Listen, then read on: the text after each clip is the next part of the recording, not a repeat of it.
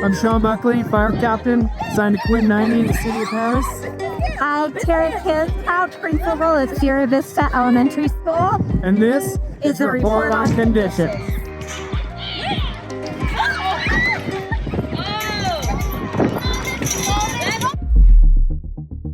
This week, we'll take a look at several incidents that occurred throughout Riverside County, and we'll get a behind-the-scenes glimpse of active shooter training that was held in Temecula.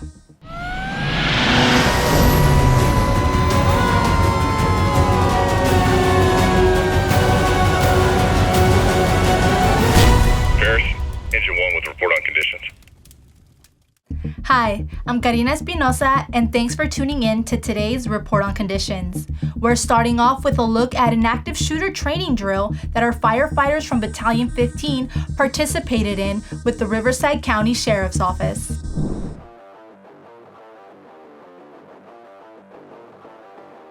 We're here today in the city of Temecula in Old Town with our partners from Riverside County Sheriff's Department conducting a training operation of an active shooter situation here at the Stampede. One of the common issues that we have with a lot of our multi-agency trainings is communication piece. It's always a huge issue for any department. We have to have that operating cohesion together to understand what our communications are going to be, how we're going to act, and what exactly we're going to do based on our policies, procedures, and guidelines of each department.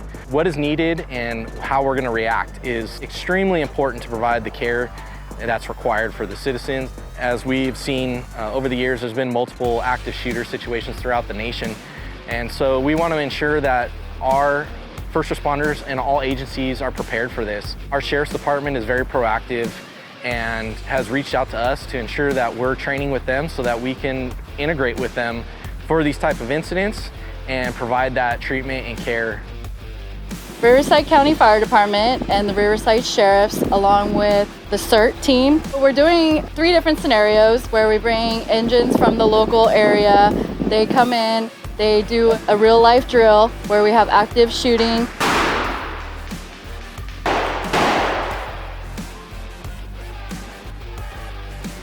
They're going to train on how to bring those patients out so that we can transport them, talk on the radios, and be able to get that information out to the public. This is bringing in the community, showing that we do respond to these incidents, showing that we will have appropriate responses to them, that if this were to ever happen, that we train on it and be able to get through it.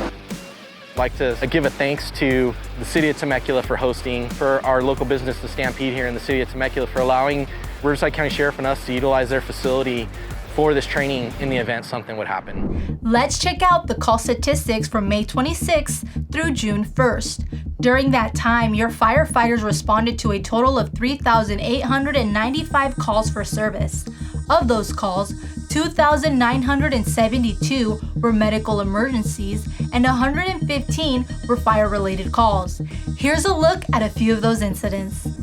On Monday, May 26, firefighters were called to the intersection of Grand Avenue and Rose Avenue in the community of Lakeland Village for a reported traffic collision.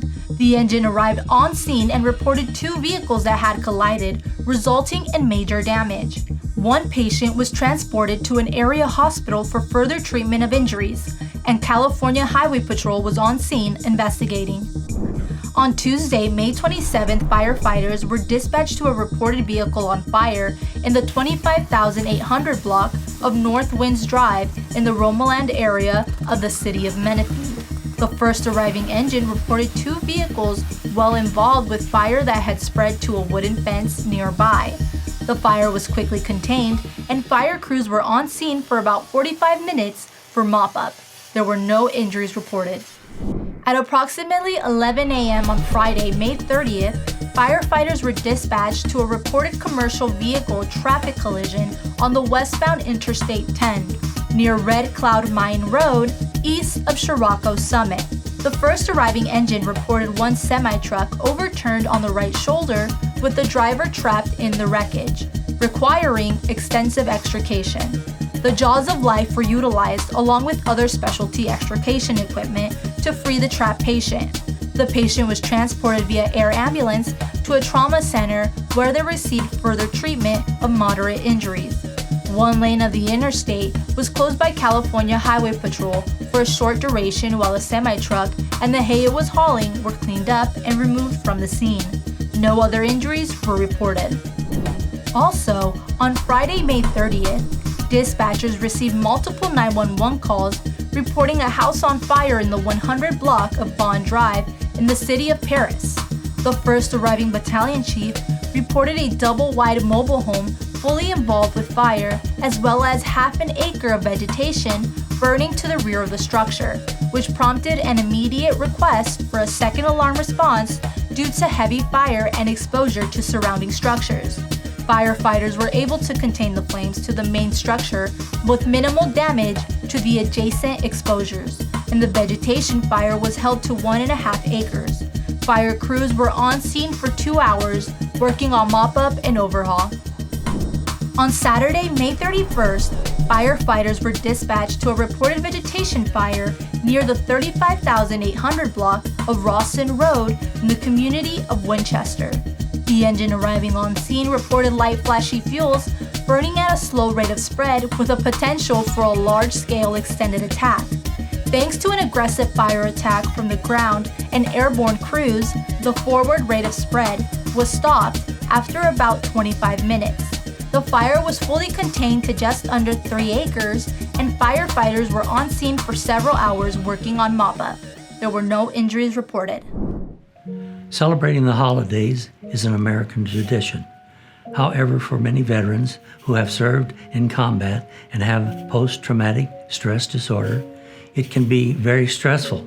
It can be a time that will trigger feelings associated with their traumatic experiences in combat. Many veterans will stay at home on the holidays, like the 4th of July and New Year's Eve, and they may want to avoid large crowds and loud noises and lights from fireworks, which resemble mortar fire and explosions. So as a courtesy, please be a good neighbor and do not use illegal fireworks. Let's take a moment to highlight our employee promotions and retirements for the month of May. For those who retired, we wish you the best.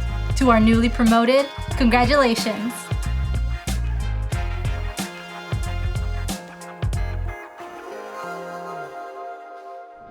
That's all for this week's Report on Conditions. Follow your firefighters in action on our social media at CAL FIRE RRU and stay up to date on incidents happening countywide. If you caught any great footage of our firefighters at work or out in the community, send them to us at rrupio@fire.ca.gov. On behalf of your Public Affairs and Community Education Bureau, I'm Karina Espinosa. Thanks for watching.